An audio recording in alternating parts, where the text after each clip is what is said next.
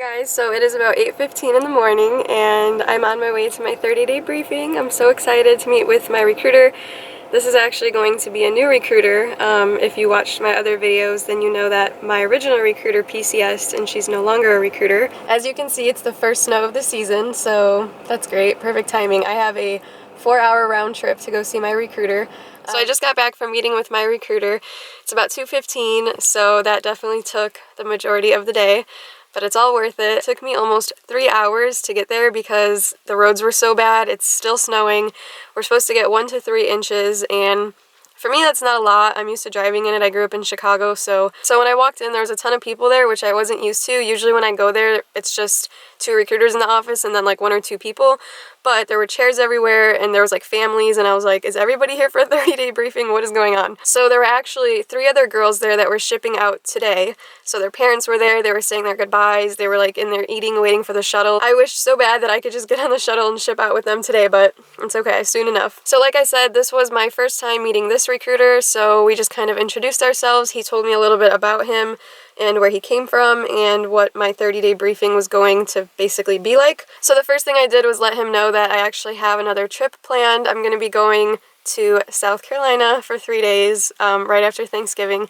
So I did let him know that, and I wanted to make sure it was okay, and I gave him the dates and all of that. So they said it was fine because I'm still going to be back like 2 weeks before my ship date, and I go back on the 28th for another briefing before I leave. So basically he just gave me like a safety briefing. He was like, you know, don't get in trouble, don't get arrested, don't get in a car accident, don't get a speeding ticket. So I brought my banking information with me, my checking account number and my routing number, because I thought we were going to set up the direct deposit stuff because other people did for their 30-day briefing, but he actually said like, don't worry about it, we'll just do it next time. He knew the roads were really bad and I drove really far for this, and really we just wanted me to get home safely, so he wasn't worried about setting up the banking stuff. He also gave me a visitor access form. So on here you just put the information of all the people that are coming to your graduation. It has last name, first name, state ID number, and date of birth. So you can have up to 10 people come to your graduation. I'm only going to have 5 people there. So basically he just gave this to me to fill out and bring back when I come back on the 28th.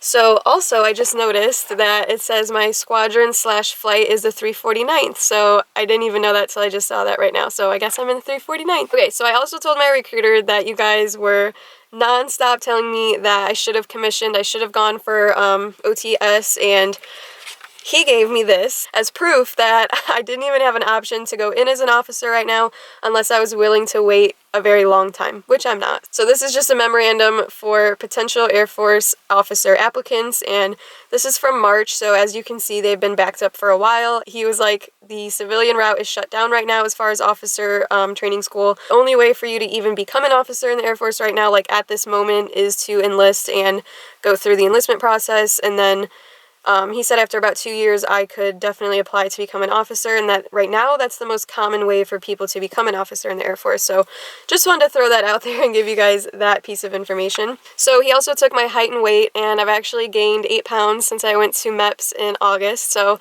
hoping that that's muscle. I've been doing a lot of strength training, a lot of weights, so yeah, we're just gonna go with the fact that it's muscle. So my new recruiter asked me if I've thought about where I'd want to be stationed after tech school. So I said I'm not sure because I don't know where my specific job is needed or can be stationed. So he actually then went ahead and printed me a list of all the bases that my job could be stationed at. So I've been wanting that. I've been looking for something like that online. So there are tons of bases on here that I'd be interested in being stationed at.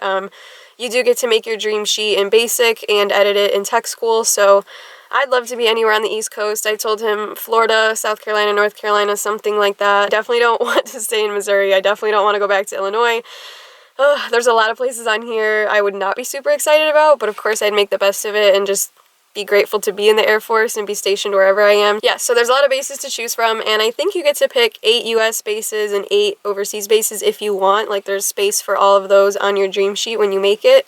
So I'm gonna have to go through this and do some highlighting and narrowing down and putting them in order and seeing what I really like. That's about it. So if you guys have any questions, you can leave them in the comments, or you can reach out to me on Instagram at Brittany L. Willis. I will put that in the description box too.